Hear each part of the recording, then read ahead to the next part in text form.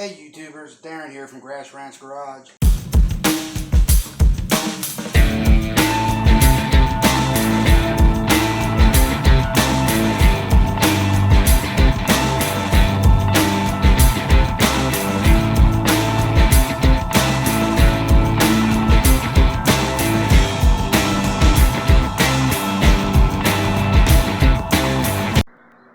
Hey YouTube, Darren here with Grass Ranch Garage, and we're back again.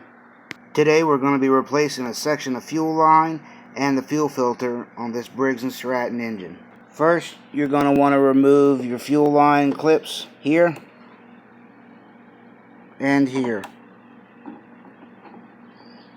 We're going to be replacing this section of hose, this fuel filter, and this section of hose. Simply twist the fuel line and pull it straight off the carburetor and off the fuel shutoff switch. We're going to be using 1/4-inch fuel line. Use your old piece with the filter attached to get an accurate measurement, and then cut off the excess. Then slide your shorter section onto the fuel shutoff switch, then your fuel filter into the short hose. Then attach your longer section of hose back to your carburetor. And that's all there is to switching the fuel filter on your riding mower. I'm Darren with Grass Ranch Garage. Get out there and enjoy your weekend.